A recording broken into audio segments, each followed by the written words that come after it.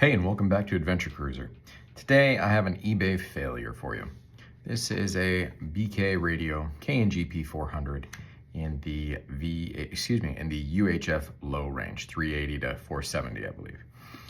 I have a few of these, but I don't have any with the Type 2 setup, using that term generically, meaning it has a display and some buttons, but not the full keypad. I knew from the listing that it was in rough shape because the volume power knob and these two screws that hold the clamshell together were missing. I didn't realize quite how bad a shape it was in. I imagined somebody dropped it and, well, it's in bad shape. So cosmetically, it's still okay. There's one big gash right here, but this rubber seal was pinched on the side like this. So from the inside, all you see is this rubber hanging out where the battery goes, and that's not good. It's interesting that this one is an intrinsically safe version. I don't have any of those, so that was kind of fun to see. But when I opened it up, things just went from bad to worse. So this cover here that protects, I'm guessing this is an RF exposure cover. I really don't know much about these sorts of electronics, but this was floating around inside the radio. This cover had been removed completely. This circuit here had been pried off the board. The ribbon that connects the front of the clamshell to the back of the clamshell was forcefully removed from this track. And they, I think they let their Chihuahua play with this because it's all goobered. It's a little disappointing. I have replaced certain elements within these in the past.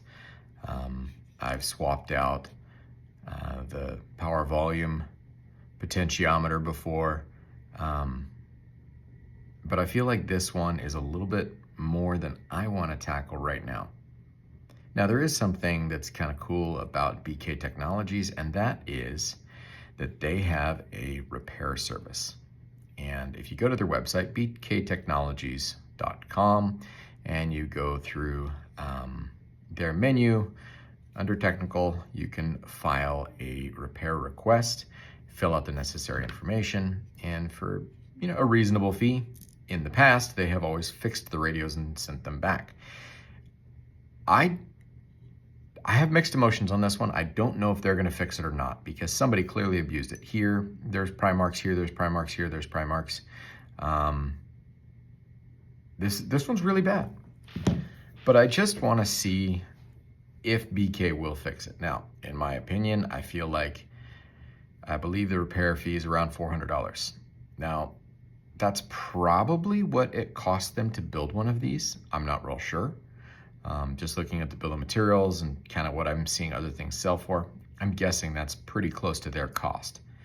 So it will be interesting to see if they ship me a new one or if they just rebuild this one. Or if they call me back and say, we just don't want to touch it. So let's see what happens and let's see how long that takes. It's just before Thanksgiving 2024. I'm going to ship it out probably next week because I'm really busy right now. And I will let you know what they say and how boogered of a radio they will actually take care of. Again, I'm not claiming this is a warranty thing under any means. I'm not asking for anything free. I'm not demanding that they do anything, but I'm just curious to see if they can fix this. So, have a great Thanksgiving, and we'll talk soon. Take care, guys.